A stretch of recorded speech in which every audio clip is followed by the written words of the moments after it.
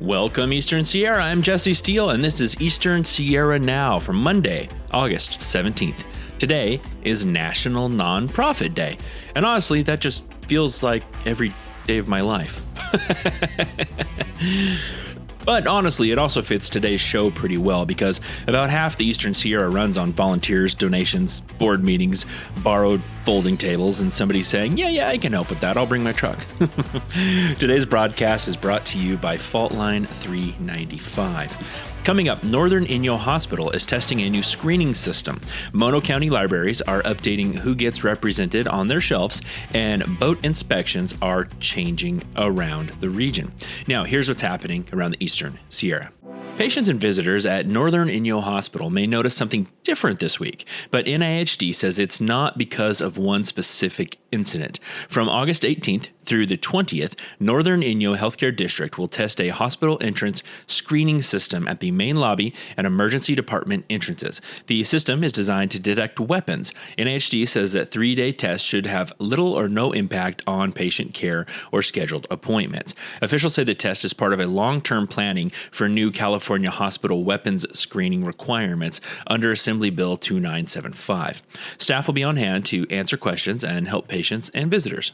Mono County Free Libraries have received a grant from Save the Children US to update and expand youth and children's collections. And this is bigger than just adding a few new books. The grant is equal to about a 50% increase in the library system's annual book budget.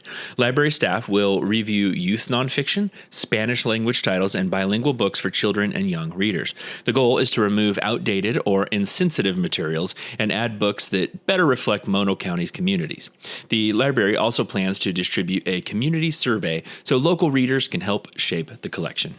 The High Sierra Energy Foundation is partnering with Energy Upgrade California to promote Flex Alert notifications in the Eastern Sierra. Flex Alerts are voluntary calls to reduce energy use during times of high demand, usually between 4 and 9 p.m. on very hot days. That might sound like a statewide grid issue, but it becomes local fast when vulnerable neighborhoods rely on power for cooling or medical devices. Tips include pre-cooling your home before 4 p.m., raising the thermostat to 78 during an alert, and running major appliances outside the peak window. Learn more at energyupgradeca.org/flex-alert. Some brands feel like they were made in a boardroom. Fault Line 395 feels like it was made somewhere between a trailhead, a pullout, a weathered gas station, and that one stretch of highway where you suddenly remember how lucky we are to live here. It is Eastern Sierra attitude, Highway 395 dust, big views, small towns, and a little bit of mountain road chaos. Fault Line 395, made for the people who understand this place is not just where we live. It is kind of the whole personality. Now back to the news. Boat inspections can feel like one more stop before the fun starts, but the thing inspectors are trying to stop is small enough to hide in leftover water. Beginning Monday, August 17th, the Bishop and Bridgeport watercraft inspection and decontamination stations move to a new schedule. Both stations will be open Thursday through Monday and closed Tuesday and Wednesday. The Bishop station will run from 6:30 a.m. to 3 p.m. Bridgeport will run from 7:30 a.m. to 3:30 p.m. Crowley Lake Fish Camp will inspect and decontaminate watercraft regardless of launch location, with a $20 fee for boats not launching at Crowley Lake. Wake sport boats with ballast tanks require mandatory decontamination before launching because those systems can hold water that cannot be fully checked by sight. More information is available at easternsierrawid.com. Nominations are open for the 2026 Mammoth Lakes Chamber Business Excellence Awards. This year's theme is Rising Above the Peaks of Excellence. Community members can nominate people, businesses, and organizations in categories including Business of the Year, Nonprofit of the Year, Tourism Champion, Young Professional of the Year, and New Trailblazer of the Year award. Nominations close August 31st.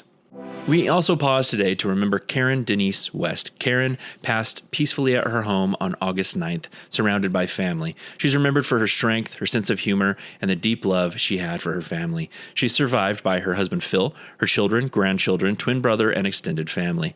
A graveside service will take place Tuesday, August 18th at 1 p.m. at the East Line Street Cemetery in Bishop. All who knew and loved Karen are welcome to attend.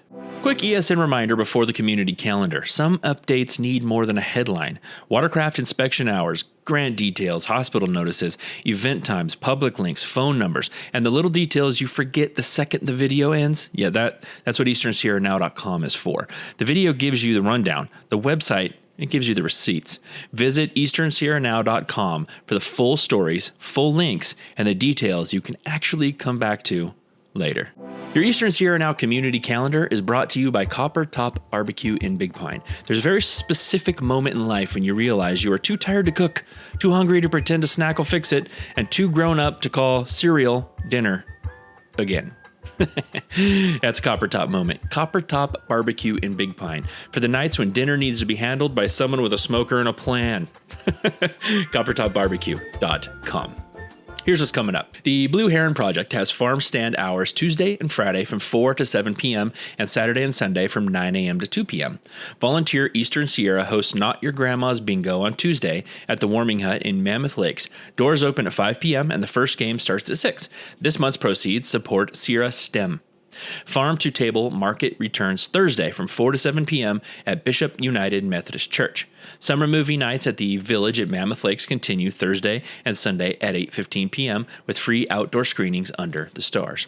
And Sierra Forever is offering free nature walks around Horseshoe Lake every Saturday in August from 10 a.m. to noon.